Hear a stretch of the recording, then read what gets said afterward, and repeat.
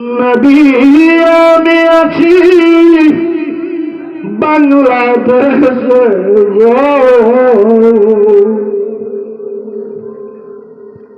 তুমি সোনার মদিনায় রাসূল দেখা দাও, ও রাসূল দেখা দাও, রাসূল দেখা দাও,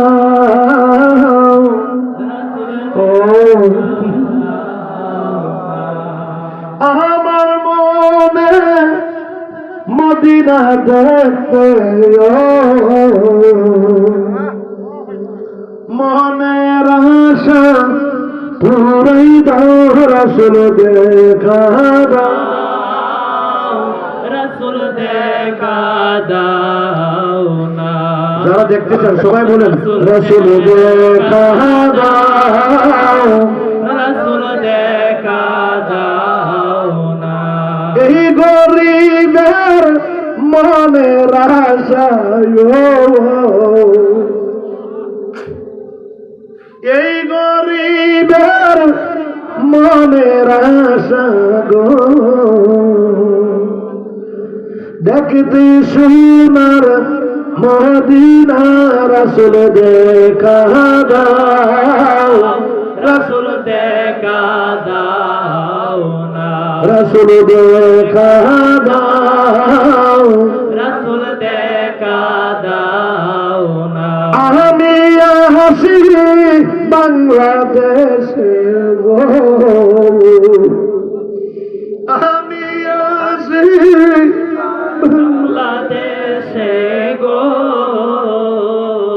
তুমি সোনার মদিনায় রাসূল দেখা দাও, রাসূল দেখা দাও, ও রাসূল দেখা দাও, রাসূল দেখা দাও। আল্লাহু আকবার বলেন। নসিবে থাকলে যাওয়া যায়। একদিন আমি 2010 সালে হঠাৎ করে আমি ইমোশনাল হয়ে গেলাম, আমার ওদিকে পাগলামি এসে গেল, আমি কাঁদতেছি। আব্বা বলে তুই কান্দোস কেন? বলি না। আব্বা বলে বাবা তুই বলস না কান্দোস কেন? মাহফিলে আব্বা ওয়াজের মধ্যে একটি শান বললেন, আমি কাঁদতে কাঁদতে কাঁদতে কাঁদতে বেহুশের মতো হয়ে গেলাম। হঠাৎ করে আব্বু বললো বাবা আমি বুঝতে পেরেছি, অচিরেই তোমার মনের আশা পূরণ হবে। পরের দিন গেলাম মাঝবান্ডার দরবার শরীফে, মাহফিল ছিল। হঠাৎ করে একজন আমার আব্বাজানের এক বন্ধু, আব্বাজানের এক প্রিয় ভাই, ফুট করে আমাকে বলতেছে তোমার মোবাইল নাম্বারটা তোমার পাসপোর্ট আছে? না পাসপোর্ট এখানে আমি কিনলে আমি দরবারে আছি। আমি গিয়ে আনতে যাওয়ার সময় কুমিল্লা বিশ্ব রোডে কাকলি হোটেলে বসবো, ওখানে তোমার পাসপোর্টটা একটু নিয়ে আইসো। বলো কেন? কাজ আছে। আমি সে কিছুই জানি না। আব্বাকে টেলিফোন করে বললো আপনার বড় মিয়াকে পাঠিয়ে দেন, আমি কাকলিতে আসি।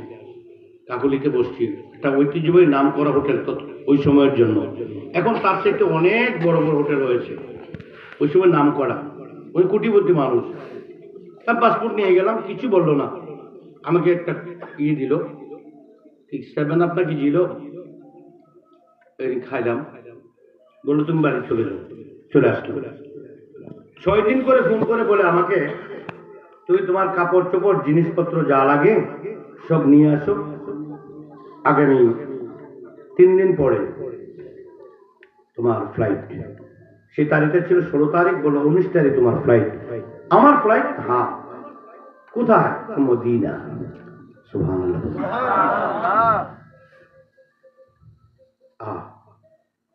আমি অবসরের মতো হয়ে গেলাম, এটা কি বললো? আমাকে পাসপোর্ট নিল, কিছু বললো না।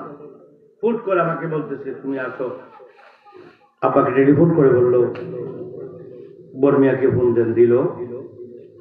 দেওয়ার পরে বললো তোমার 19 তারিখ ফ্লাইট, ঢাকায় চলে আসো আমার বাসায়। গেলাম, যাওয়ার পরে তাড়াহুড়ো করে খাবার দিল, দিয়ে বললো খাও তাড়াতাড়ি, আমাদের ফ্লাইট টাইম হয়ে গেছে। খাওয়ার পরে ড্রাইভারকে ফোন দিল, এসে নিয়ে গেল এয়ারপোর্ট।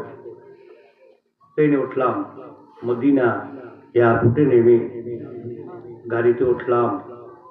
1 কিলোমিটার থেকে যখন হুজুরে পাকের রওজা শরীফের গম্বুজ গম্বুজ দেখলাম, গাড়ির মধ্যে আমার আর হোশ নাই, চিৎকার শুরু করে দিলাম। আমি নিজেও জানতাম না আমি মদিনায় যাব। আমি অবাক হয়ে গেলাম।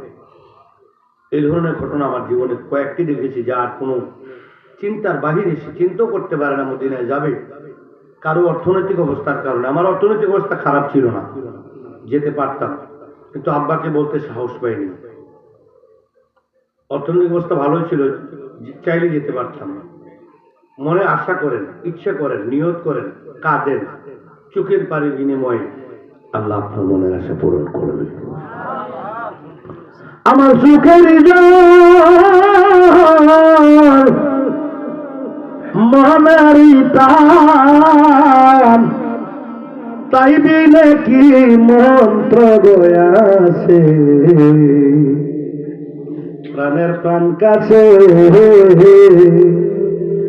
আমার দয়াল রে, তাই না গয়ানো মনের প্রাণ কাছে।